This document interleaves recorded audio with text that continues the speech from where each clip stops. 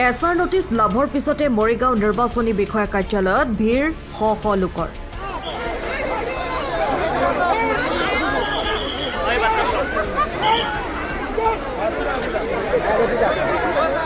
এম্বুলেন্সত oxygen mask লগাই আহিবলগীয়া হ'ল এগৰাকী বৃদ্ধ লোক। পুৱাৰে পৰা শাৰী পাতি থকা শ শ লোকৰ হাহাকাৰ। এছাৰ নোটিছ সন্দৰ্ভত কংগ্ৰেছৰ মুখপাত্ৰ ইমদাদ হুছেইনৰ মন্তব্য এনেধৰণৰ। নিৰ্বাচন আয়োগে এছাৰৰ মাধ্যমেদি যিধৰণে প্ৰকৃত ভাৰতীয় নাগৰিকক হাৰাশাস্তি কৰিছে এই কথাক আমি তীব্ৰ ভাষাৰে গৰিহণা দিছোঁ। আচলতে মূল কথা হৈছে যে এই আমাৰ যিসকল মৰিগাঁও সমষ্টিৰ ব্যক্তি মানুহ বা জাগিৰ সমষ্টিৰ মানুহ এইসকল মানুহ সদায় প্ৰকৃত ভাৰতীয় নাগৰিক। এইখন চৰকাৰে খিলঞ্জীয়া সুৰক্ষাৰ কথা কয়, ভূমিপত্ৰৰ সুৰক্ষাৰ কথা কয়, কিন্তু আজি তেওঁলোকে আমাৰ খিলঞ্জীয়া মানুহক হাৰাশাস্তি কৰিছে। আজি তেওঁলোকে যি লাইনত খাৰা কৰিছে কোনো ধৰণৰ ব্যৱস্থা কৰা নাই। ইয়াত বয়সস্থ মানুহৰ বাবে বেলেগ লাইন থাকিব লাগে, মহিলাসকলৰ বেলেগ লাইন থাকিব লাগে, আৰু আটাইতকৈ গুৰুত্বপূৰ্ণ কথা যে যিসকল চিৰিয়াছ পেচেণ্ট আছে তেওঁলোকৰ বাবে বিশেষ ব্যৱস্থা গ্ৰহণ কৰিব লাগে। অলপ খন্তেক সময়ৰ আগতে কেইগৰাকীমান পেচেণ্ট আছে এম্বুলেন্সত আহিছে আৰু তেওঁলোকে অক্সিজেন লৈ আছে।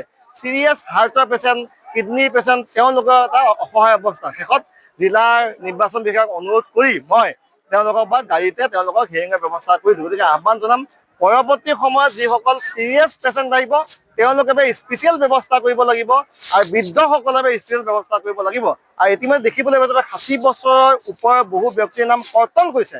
দুৰ্ভাগ্যজনক কথা যে আমাৰ খিলঞ্জীয়া মানুহ, অসমীয়া মানুহ তেনেকুৱা 60 বছৰ উৰ্ধৰ বহু মানুহৰ ভোটাধিকাৰ নাম কৰ্তন কৰিছে।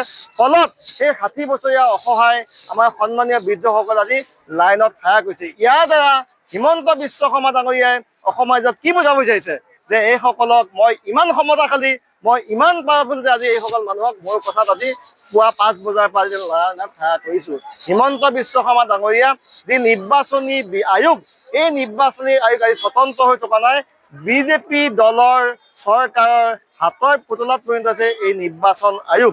ইতিমধ্যে আমি প্ৰথম অৱস্থাত BLO সকলক সন্দেহ কৰিছিলোঁ যে BLO সকলক ষড়যন্ত্ৰ কৰি আমাৰ মানুহক নটিচ দিছে। পিছত গম পালোঁ যে আমাৰ মৰিগাঁও জিলাৰ বহু BLO নামতো নটিচ আহিছে, সন্মানীয় গাঁওবুঢ়াৰ নামত নটিচ আহিছে। ইয়াৰ পৰা স্পষ্ট হৈছে যে এটা অদৃশ্য শক্তিয়ে এই ব্যৱস্থাটো কণ্ট্ৰল কৰি আছে।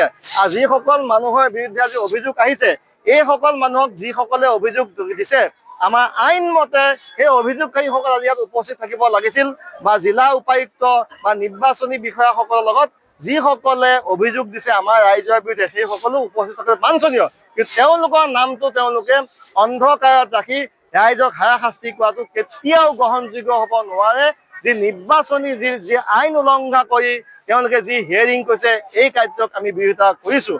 আৰু এটা কথা ক'ব লাগিব যে আজি যি BLO যিটো আজি আমাৰ পৰ্টেল, যিটো আমাৰ ৱেবছাইট, সেই পৰ্টেলটো আমি সন্দেহ প্ৰকাশ হৈছে যে অসম চৰকাৰৰ মন্ত্ৰীসকলে, বিধায়কসকলে তেওঁলোকে বিজেপি পৃষ্ঠপোষকতাত তেওঁলোকে মনে সজা তেওঁলোকৰ নিয়ম মতে আজি পৰ্টেলটো ব্যৱহাৰ কৰি মানুহক হাৰাশাস্তি কৰিছে। গতিকে এই কাৰ্য বন্ধ কৰক, ৰাইজক সহায় কৰক, ৰাইজক নিৰাপত্তা দিয়ক। কেৱল মাত্ৰ ধৰ্মৰ নামত, কেৱল মাত্ৰ ভাষাৰ নামত, জাতিৰ নামত ৰাজনীতি কৰা নচলিব। আৰু ইতিমধ্যে ৰাইজে সিদ্ধান্ত গ্ৰহণ কৰিছে 2026 চনত এই বিজেপি চৰকাৰক চিৰদিনভাৱে উৎখাত কৰিব, যাৰ বাবে ভয় খাই অন্য ৰাজ্যৰ পৰা মানুহ আনি আমাৰ ভোটাৰ তালিকাত নাম অন্তৰ্ভুক্তি দিব বিচাৰিছে। গতিকে এজন অসমীয়া হিচাপে দৃঢ়তাই কৈছোঁ আমাৰ দেহত এটোপা ৰক্ত থকালৈকে অসমৰ ভাগ্য নিয়ন্ত্ৰা বহিৰাজ্যৰ মানুহক হ'ব নিদিওঁ। আমাৰ দেহত একটোপা ৰক্ত থকালৈকে মৰিগাঁও জিলাৰ সন্তান হিচাপে কৈছোঁ যে আমাৰ মৰিগাঁৱত, জাগিৰোডত বা লাহৰীঘাটত বহিৰাজ্যৰ মানুহক কেতিয়াও ভোটাৰ লিষ্টত আমি নাম অন্তৰ্ভুক্ত হ'ব নিদিওঁ, এই কথা স্পষ্ট। মই কৈছোঁ যে জিলা আয়ুক্ত ডাঙৰীয়াক আহ্বান জনাইছোঁ যিসকল মানুহ লাইনত আছে তেওঁলোকৰ ব্যৱস্থা গ্ৰহণ কৰক, খোৱা পানীৰ ব্যৱস্থা কৰক, তেওঁলোকক খোৱাৰ ব্যৱস্থা কৰক, তেওঁলোকৰ চিৰিয়াছ ৰোগীসকলক আপোনালোকে স্পেচিয়েলি তেওঁলোকে বিশেষ ব্যৱস্থা কৰি ভিতৰৰ পৰা বিষয়া আহি যিসকল এম্বুলেন্সত আহিব তেওঁলোকক গাড়ীত আহি তেওঁলোকক হিয়াৰিং দিয়াৰ ব্যৱস্থা কৰক। আপোনালোকে চৰকাৰৰ কৰ্তব্য ৰাইজক সুৰক্ষা দিয়া, ৰাইজক নিৰাপত্তা দিয়া, ৰাইজক সহায় কৰা। চৰকাৰৰ দায়িত্ব কেতিয়াও ৰাইজক অত্যাচাৰ কৰাটো কেতিয়াও হ'ব নোৱাৰে। মৰিগাঁৱৰ পৰা শশীকান্ত বৰদলৈৰ ৰিপৰ্ট, টাইম অফ আছাম। সময়ৰ খবৰ সময়ত পাবলৈ ফ'ল' কৰক টাইম অফ আছাম।